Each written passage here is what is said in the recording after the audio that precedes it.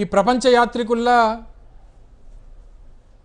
దేశాలు తిరుగుతున్నారు తప్ప పెట్టుబడులు రావడం కానీ పెట్టుబడులు ఉన్నటువంటి పెట్టుబడిదారులకి ఎవరైతే ఉన్నారో వారికి ప్రోత్సాహకాలు ఇవ్వడానికి కానీ ఏది కూడా ప్రభుత్వం సహకరించట్లేదు, ఆ ప్రోత్సాహకాలు అందించట్లేదు అనేటువంటిది నీతి ఆయోగ్ రిపోర్ట్ చెప్తా ఉంది.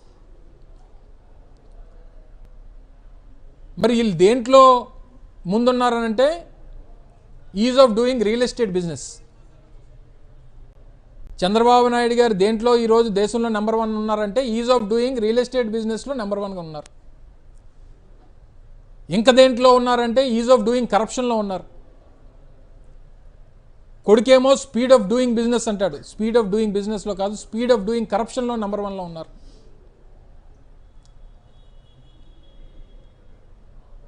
మేము వైఎస్ఆర్ కాంగ్రెస్ పార్టీ ప్రభుత్వంలో ఉన్నప్పుడు is of doing business number 1 ఉండడం అది మా గొప్పతనం. ఆ రోజు మేము చేసినటువంటి కార్యక్రమాలు, తీసుకొచ్చినటువంటి పాలసీసు, ఆ రోజు కోవిడ్ లాంటి కష్టతరమైనటువంటి పరిస్థితుల్లో కూడా ప్రపంచవ్యాప్తంగా అన్ని రకాలుగా కూడా ఇబ్బందులు పడుతున్నటువంటి పరిస్థితుల్లో కూడా ఈజ్ ఆఫ్ డూయింగ్ బిజినెస్లో ఆంధ్రప్రదేశ్ రాష్ట్రం నెంబర్ 1గా నిలబెట్టాం. మీరు రెండున్నర సంవత్సరాల నుంచి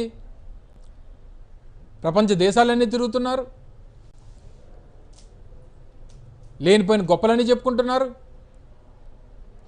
తీరా ర్యాంకింగ్స్ చూస్తే 8వ స్థానం. మరి ఇంకా ఈ భజన మీడియా, వారికి సంబంధించినటువంటి భజన మీడియా ఏమంటుందో చూడాలి ఈరోజు. మరి అంటే 1 కంటే 8 అంకి పెద్దది కదా, వైసీపీ కంటే కూటమి ప్రభుత్వమే గొప్ప, 1వ నెంబర్ అంటే చిన్న నెంబరు, 8వ నెంబర్ అంతే, ఇంకా 7 నెంబర్లు పెద్దది అని చెప్పేమని చెప్తారేమో. ఆ స్థాయికి దిగజారిపోయి వారికి భజన చేసేటువంటి భజన మీడియా కూడా రాష్ట్రానికి జరుగుతున్నటువంటి నష్టాన్ని గుర్తించాల్సినటువంటి పరిస్థితులు పోయి కేవలం ప్రచారానికి, ప్రచార ఆర్భాటాలకి, చేస్తున్నటువంటి పనులకి, వస్తున్నటువంటి రిజల్ట్స్కి ఎక్కడ కూడా సంబంధం లేకుండా పోయి ఈరోజు రాష్ట్రంలో ఉన్నటువంటి పారిశ్రామికవేత్తలు ఎందుకు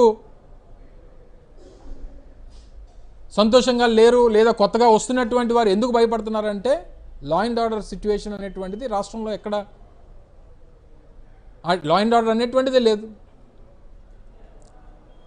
పోలీస్ స్టేషన్కి వెళ్ళినటువంటి వ్యక్తులు తిరిగి వస్తారో లేదో తెలియదు, కస్టడీలో ఉన్నటువంటి వ్యక్తులు బ్రతుకుతారో లేదో తెలియదు, పోనీ లాకప్ డెత్ అయినటువంటి వ్యక్తులు ఆ శవాలు ఇంటికి వస్తాయో లేవో తెలియదు.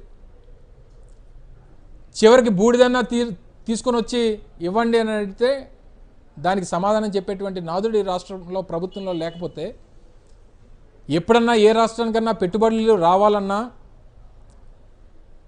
వచ్చేటువంటి పెట్టుబడిదారుడు ఎవరన్నా ఏదన్నా ఏం చూస్తాడంటే స్టేబుల్ గవర్నెన్స్ ఉందా లేదా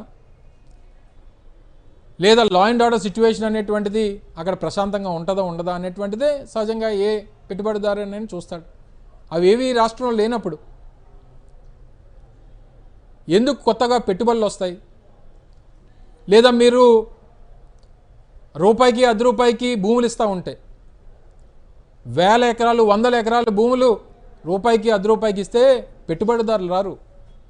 ఈ ప్రభుత్వంలో ఉన్నటువంటి పెద్దలకు సంబంధించినటువంటి బినామీలు మాత్రమే వస్తారన్నటువంటి విషయాన్ని గుర్తుపెట్టుకోమని చెప్పి కోరుతా ఉంది. అందుకనే గడిచినటువంటి 2 సంవత్సరాలుగా వేల కోట్ల రూపాయల భూములు విశాఖపట్నానికి సంబంధించి 99 పైసలకి, రూపాయికి 10 రూపాయికి కోట్ల రూపాయలు విలువైనటువంటి భూముల్ని 25-30 కోట్ల రూపాయలు విలువైనటువంటి భూముల్ని 25 లక్షలకి 50 లక్షలకి ఇచ్చేస్తే పెట్టుబడిదారులు వచ్చారు, పెట్టుబడులు పెట్టారనుకుంటే అమాయకత్వం. ఈ భూములన్నీ కూడా కేవలం చంద్రబాబు నాయుడు గారి కుటుంబానికి సంబంధించినటువంటి బినామీల కోసం కేటాయించినటువంటి భూములే తప్ప ఈ రాష్ట్రంలో పెట్టుబడులు పెట్టడానికో, తద్వారా ఈ రాష్ట్రానికి రెవెన్యూ జనరేట్ చేయడానికో, లేదా తద్వారా ఈ రాష్ట్రంలో ఉన్నటువంటి నిరుద్యోగ యువతకి ఉద్యోగావకాశాలు కల్పించడానికో ఇచ్చినటువంటివి కాదు. కేవలం అవినీతి కోసం, అక్రమ సంపాదన కోసం ఈ భూముల్ని తక్కువ ధరలకి వారి బినామీకి కేటాయించారు, రియల్ ఎస్టేట్ సంస్థలకు కేటాయించారు అనేటువంటిది ఈరోజు వచ్చినటువంటి ర్యాంకింగ్స్ ద్వారా అర్థమవుతా ఉంది. ఇంత పెద్ద ఎత్తున ఒక పక్క నీతి ఆయోగ్ లాంటి సంస్థలు ప్రభుత్వం తాలూకు చేతకానితనం గురించి చెప్తా ఉంటే, నిన్న ముఖ్యమంత్రి గారి కొడుకు అమర్ రాజా బ్యాటరీస్కి సంబంధించి గల్లా జయదేవ్ గారికి వారు హైదరాబాద్లో ఒక ప్లాంట్ ఏదో ఒక యూనిట్ పెడితే వారికి కంగ్రాచులేట్ చేస్తూ రాష్ట్రం తరపున మీకు క్షమాపణలు చెప్తాను. దేనికి చెప్తావు క్షమాపణలు? దేనికి క్షమాపణలు చెప్తారు? అమర్ రాజా సంస్థ అనేటువంటిది ఈ రాష్ట్రంలో వారి తాలూకా వ్యాపార సామ్రాజ్యాన్ని స్థాపించింది. ఈ రాష్ట్రంలో స్థాపించిన తర్వాత ఈ రాష్ట్రంలో స్థాపించినటువంటి ఆ వ్యాపార సంస్థలు విస్తరించేటువంటి భాగంలో పక్క రాష్ట్రాలు కూడా వీళ్ళు విస్తరిస్తూ ఉన్నారు. దానికి తీసుకుని వచ్చి ఆ రోజు వైఎస్ఆర్ కాంగ్రెస్ పార్టీ ప్రభుత్వం తరిమేసిందని చెప్పి లేనిపోయినటువంటి తప్పుడు ప్రచారం చేసి మీరు ఈరోజు ఏదో అపాలజీ చెప్తున్నాం. మీరు చెప్పాల్సింది అమర్ రాజా బ్యాటరీస్ కాదు, ఆంధ్రప్రదేశ్ రాష్ట్ర ప్రజలకి చంద్రబాబు నాయుడు గారు, లోకేష్ గారు, మీరు ఈ 5 కోట్ల మంది ప్రజలకు క్షమాపణ చెప్పాలని చెప్పి డిమాండ్ చేస్తూ ఉన్నాం. ఏ రోజన్నా గల్లా జయదేవ్ గారు వచ్చి గత ప్రభుత్వంలో, లేదా వారి ప్రభుత్వం మారింది 2.5 సంవత్సరాలు అవుతా ఉంది, చెప్పమనండి మేము వైఎస్ఆర్ కాంగ్రెస్ పార్టీ ప్రభుత్వం వల్ల మేము వెళ్ళిపోయామని చెప్పి ఎందుకు చెప్పలేదు ఆయన? సరే మేము అధికారంలో ఉన్నప్పుడు అంటే మేము అధికారంలో ఉన్నాం కాబట్టి భయపడి చెప్పలేదని చెప్పడానికి, వారి అధికారం వచ్చింది కదా, 25 మాసాలు అయింది కదా, చెప్పమనండి. ఆ రోజు జగన్మోహన్ రెడ్డి గారో లేదా అప్పుడు కన్సర్న్ మినిస్టర్స్గా ఉన్నటువంటి మేము ఇబ్బంది పెట్టాం కాబట్టి మేము వెళ్ళిపోయాం పక్క రాష్ట్రానికి అని చెప్పి ఎందుకు చెప్పలేదు? సరే అమర్ రాజా బ్యాటరీస్ పక్కన పెట్టండి. హెరిటేజ్ సంస్థ చంద్రబాబు నాయుడు గారు నడిపించేటువంటి వారి కుటుంబ వ్యాపారం ఆంధ్రప్రదేశ్ రాష్ట్రంలో దగ్గర 11-12 చోట్ల వారికి ఇండస్ట్రీస్ ఉన్నాయి. ఏ రోజన్నా వారిని ఇబ్బంది పెట్టామో చెప్పమనండి. ఇక్కడే అనకాపల్లిలో బైవరం కసింకోట దగ్గర వారికి ఒక ఇండస్ట్రీ ఉంది. నేను ప్రాతినిధ్యం వహించినటువంటి అనకాపల్లి నియోజకవర్గం సంబంధించినటువంటి ఇండస్ట్రీస్ మినిస్టర్గా ఉన్నా. చివరికి లోకల్గా ఉన్నటువంటి పంచాయతీకి కట్టాల్సినటువంటి ట్యాక్సెస్ కూడా దాదాపు 60-70 లక్షల రూపాయలు కట్టకపోతే సర్లే మనం ఏదన్నా నోటీస్ సర్వ్ చేస్తే మనం ఏదో కావాలని చేసామని చెప్పని అంటారని చెప్పి ఊరుకున్నాం. తర్వాత ఓకల్గా ఎక్కడో మాట్లాడినప్పుడు తర్వాత ఎప్పుడో కట్టేటువంటి కార్యక్రమం చేశారు. మరి ఈ మధ్యకాలంలోనే హైదరాబాద్లో హెరిటేజ్ సంస్థ ఒక కొత్త ప్లాంట్ ఓపెన్ చేసింది. అంటే హెరిటేజ్ వెళ్ళిపోయినట్ట, ఆంధ్రప్రదేశ్ రాష్ట్రం నుంచి వెళ్ళిపోయి పక్క తెలంగాణ రాష్ట్రానికి వెళ్ళిపోయినట్ట. సో లేనిపోయినటువంటి తప్పుడు ప్రచారాలు చేసి మీ చేతకాంతనాన్ని వేరే ఒకరి మీద రుద్దాలనేటువంటి ప్రయత్నం చేసి మీరు ఈరోజు is of doing business number 1 స్థానంలో ఉన్నటువంటి ఆంధ్రప్రదేశ్ రాష్ట్రం 2024కి నెంబర్ 1 స్థానంలో ఉన్నటువంటి రాష్ట్రాన్ని ఈరోజు 8వ స్థానానికి దిగజార్చేటువంటి కార్యక్రమం చేశారు. పైపెచ్చు సిగ్గు లేకుండా ఇంకా మాట్లాడుతూ ఉన్నారు.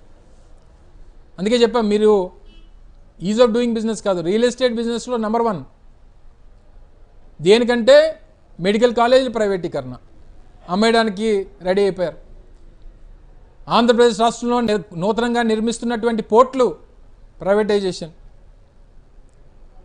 కొత్తగా ఏదన్నా రోడ్లు వేస్తామంటే రోడ్లు ప్రైవేటీకరణ, ఫిషింగ్ హార్బర్లు ప్రైవేటీకరణ. చివరికి ఆ రోజు జగన్మోహన్ రెడ్డి గారు పేదవాడికి, పేద విద్యార్థులకి మంచి విద్యను అందించాలని చెప్పి నాడు నేడు ద్వారా వారికి మంచి భవిష్యత్తుని ఇవ్వాలని చెప్పి నిర్ణయం తీసుకుంటే,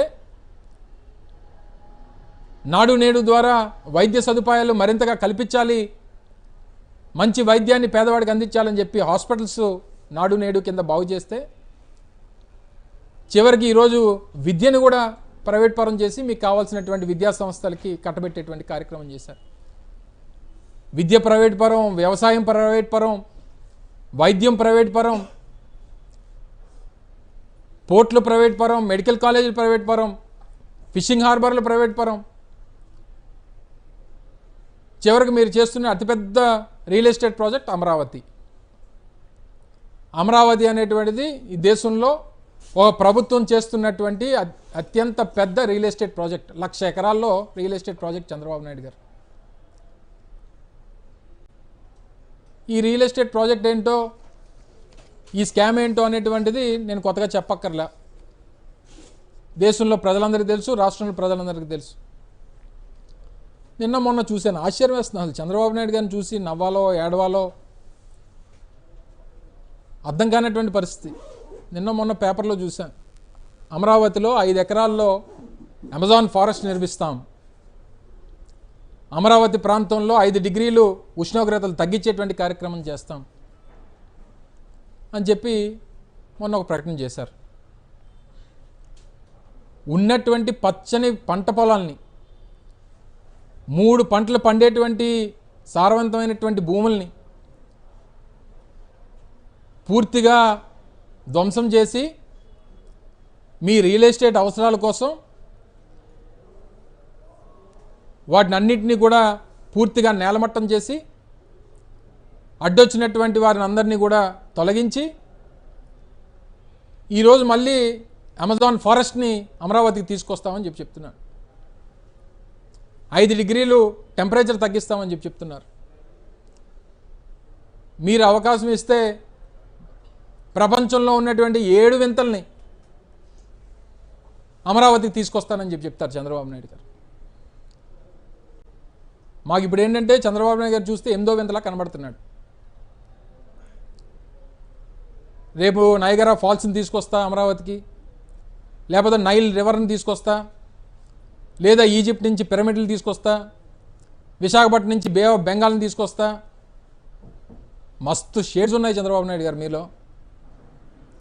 వాళ్ళు మీ మాటలు వింటుంటే, రోజుకు ఒక మాట చెప్తూ ఉంటే, ఈరోజు ఎక్కడో మాట్లాడుతూ చెప్తున్నాడు సంపద సృష్టి అంటే మనం అందరం అర్థం చేసుకోలేకపోయాం. ఈరోజు ఏమన్నాడంటే, ఈ దేశంలో ఈ రాష్ట్రంలో ఉన్నటువంటి ధనవంతులంట పేదవాడిని చూసుకోవాలట. మరి ఉన్నవాడు లేనివాడిని చూసుకుంటే మరి ఓటేసి గెలిపించినటువంటి మీరెవరిని చూసుకుంటారు? మీకు ఓటేసి గెలిపించిందే ఈ రాష్ట్రంలో ఉన్నటువంటి పేదవాడికి మంచి చేస్తారని, మీరు ఇచ్చినటువంటి హామీలు నిలబెట్టుకుంటారని. ఈ రాష్ట్రంలో ప్రభుత్వం మమ్మల్ని కాపాడుతుంది, మాకు ఆపద వస్తే మమ్మల్ని ఆదుకుంటుందని చెప్పి ఆలోచన చేసి చూసేటువంటిది ఈ రాష్ట్రంలో పేదవాడు, బడుగు బలహీన వర్గాలు, ఉన్నవాడు కాదు. అటువంటి పేదవాడికి వెన్నుపోటు పొడిచి ఇప్పుడు ఉన్నవాడినేమో పేదవాడికి ఇమ్మంటావా? అదే ఈ రాష్ట్రంలో అదే విధానం తీసుకుంటే మొట్టమొదటి ముందుకొచ్చి ఈ రాష్ట్రంలో పేదవాడిని ఆదుకోవాల్సింది ఇదే చంద్రబాబు నాయుడు గారు. నీకున్నటువంటి సంపద బహుశా నాకు తెలిసి ఈ రాష్ట్రంలో ఇంకొక వ్యక్తికి ఎవరికీ లేదు. మీరు సంపాదించినటువంటి లక్షల కోట్ల రూపాయలు ఈ రాష్ట్రంలో పేదవాడికి పంచండి, ఆదర్శంగా నిలబడండి, మీరు చెప్పినటువంటి విధానాన్ని అమలుపరచండి. దానికి మీరే ముందుకు రావాలి. మీకంట ధనవంతులు ఈ రాష్ట్రంలో ఎవరు లేరు.